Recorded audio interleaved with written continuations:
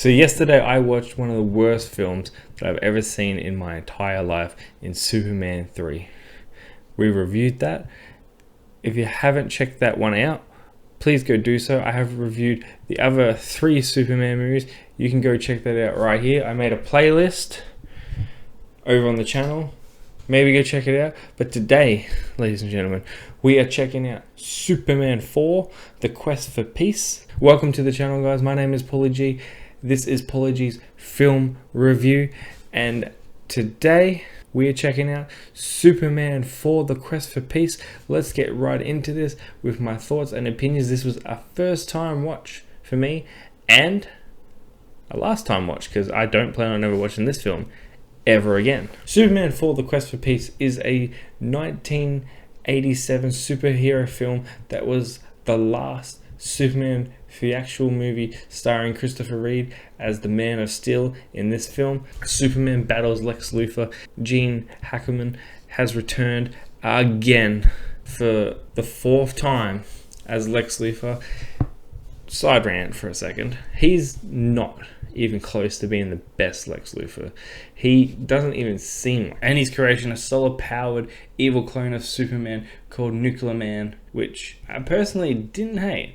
I liked his outfit. I liked him. It was very interesting. This is the 5th film, including Supergirl, in the Superman film series, and a sequel to Superman 3, which we did cover yesterday, which I've already stated. It was the first film in the series not to have any involvement from the Stockhines as producers. This film also marks the final appearance as Reed as Superman, who only agreed to return to this film in exchange for a large salary and some creative control, where he contributed to the script dealing with nuclear disarms. This film revolves around Superman deciding to do what's right for humanity, stepping in before humanity decides to blow themselves up with nukes and rids the world of nukes. But in the process, that's where he creates and gives birth by accident to Nuclear Man. Shortly before the production of this film started, the Cannon Group suffered a major financial crisis that forced them to cut the budget. What was the budget? The budget was originally set to be $36 million, but they slashed that budget straight down to $17 million. Less than a third of the original Superman movie in 1978, which was $55 million. The film cut corners by reusing special effects that was used in the past 3 films.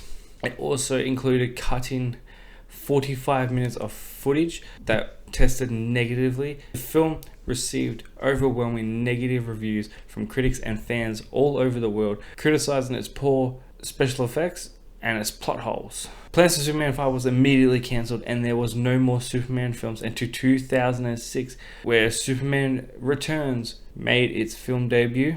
We will be checking that movie out tomorrow. And also, due to this film being a box office failure, the Cannon Group decided to cancel plans on the production of a Spider-Man movie. This film only made $30 million worldwide at the box office, so yes, it was nothing more than just a failure. But did you know that the original director was meant to be Wes Craven?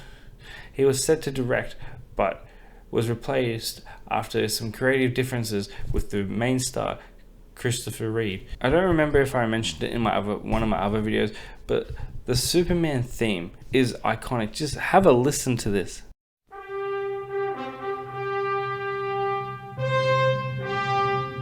That's all you're getting because I'm going to get copyrighted, but you get the point. This theme song is iconic, put on top of Mount Rushmore with some of the greatest themes of all time, recognizable. But when I heard it the first time, it sounded very much like. That's because they were both made by the exact same creator. So, for the plot, I really enjoyed the idea of the whole movie.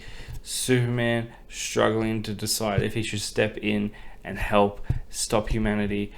Lex Luthor making this evil Superman in Nuclear Man, them two fighting, yeah, it was a bit campy, but I really enjoyed it. The only parts of this film that I didn't enjoy was where Superman and Clark Kent were dating two women at the same time, and it was a bit kind of funny.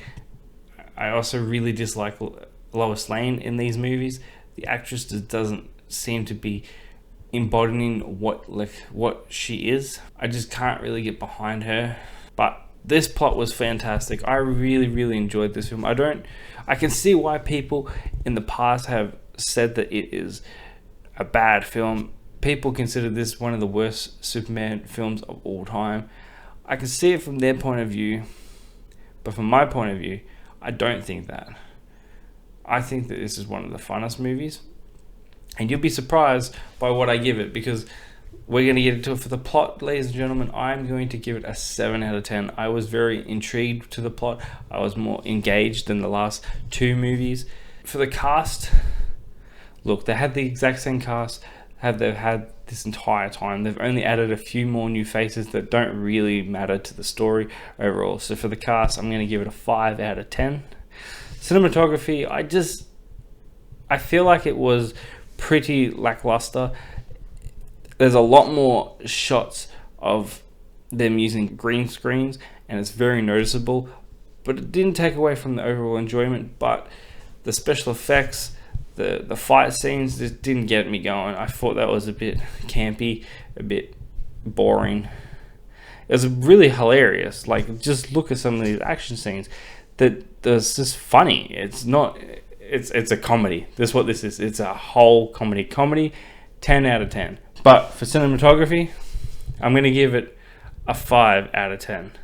Entertainment value, I was very entertained watching this film. I think this is one of the more funnest Superman movies I've seen so far. I've only watched these 4 Superman movies. The other ones, Superman Returns, Man of Steel, and Batman vs Superman, I have seen those 3 films, but it has been a very long time, so I really don't remember them. So I'm not going to count them as of yet.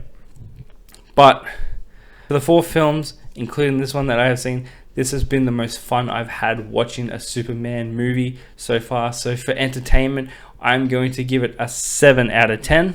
This being the very end of Christopher Reeve as Superman, I think we should rate his Superman. And for his Superman, I just felt like he didn't embody what Superman is meant to be yet. This is the first film that he actually starts doing things that a Superman would do. So this Superman, Christopher Reeve, gets a 6 out of 10. How will the other two stack up? Is there a better Superman out there? Which now brings me to my overall thoughts on Superman 4: A Quest for Peace.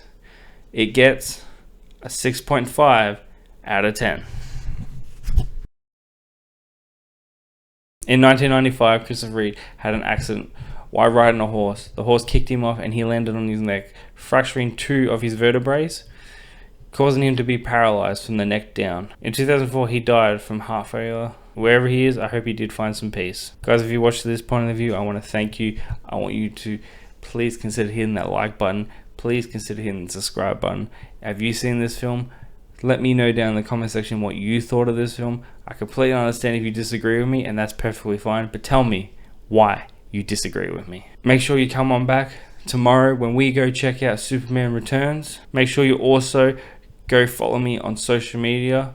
I have all my links down below. Whatever social media platform you are on, I am on. Make sure you follow me. But until next time, guys, be well, stay safe, have yourself a beautiful day. And let me leave you with this. This one scene here.